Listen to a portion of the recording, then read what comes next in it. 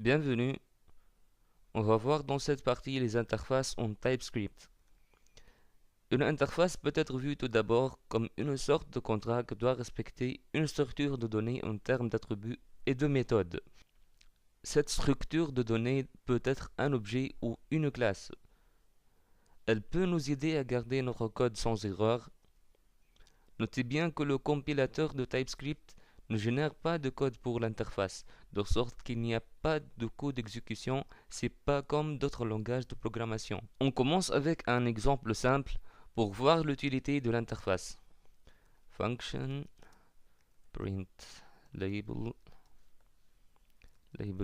object, on ouvre les accolades, console.log label object. Supposons qu'on va faire un appel à cette fonction et on va passer un objet.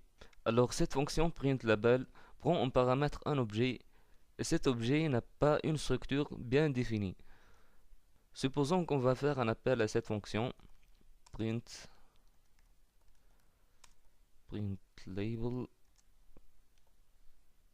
passe un objet, taille par exemple 10 label object of size 10. Dans ce cas, TypeScript tolère l'appel à la méthode printLabel. Si on veut que l'objet passé à la fonction printLabel doit avoir une structure bien définie, on a deux choix. Le premier choix,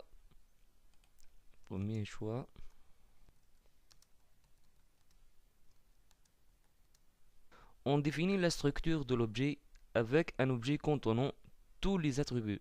Par exemple, comme ça, le point, ouvre les accolades, exemple label de type string. Regardez maintenant que taille n'existe pas dans ce type, car notre type ne contient que l'attribut label. Donc l'objet n'est pas alloué car il ne respecte pas les exigences. Mais ce choix n'est pas bon si on a un objet avec une structure complexe, par exemple comme ça, virgule, x de type number, y de type string, etc. Ceci rend le code peu lisible. Passons alors à la deuxième solution. Pour le deuxième choix, on commence choix 2. On élimine ça. On définit maintenant notre interface. Interface, c'est le mot-clé. Le nom de l'interface, label, value. On ouvre les accolades, on définit les attributs. Par exemple, label de type string. Nous pouvons maintenant l'utiliser pour décrire la structure exigée comme ça. Deux points,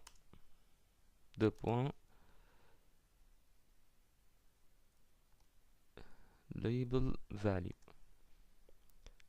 Regardons maintenant, c'est le même problème et taille n'existe pas dans le type label value. Pour qu'il devienne content, on peut ajouter un nouvel attribut dans l'interface, par exemple taille, et il est content. Ceci est juste un simple exemple, mais en général, on utilise les interfaces pour forcer une classe à respecter au minimum une structure de données en termes d'attributs et de méthodes. On fait ça en utilisant le mot-clé implements. Commençons avec un autre exemple. Interface horloge interface. On ouvre les accolades, heure actuelle, type date, point virgule, 7 heures, une méthode prend un paramètre d de type date, point virgule. Définissons maintenant une classe qui implémente cette interface. Classe horloge implements horloge interface. Et on ouvre les accolades. Regardons maintenant la classe horloge implémente de manière incorrecte l'interface horloge interface. La propriété heure actuelle est manquante dans le type horloge.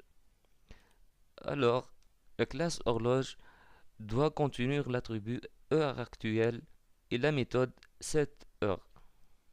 Donc, on doit faire une chose comme ça, heure actuelle de type date et fonction setHeure. Ouvre les parenthèses, d de type date, this.heure actuelle reçoit d, point virgule.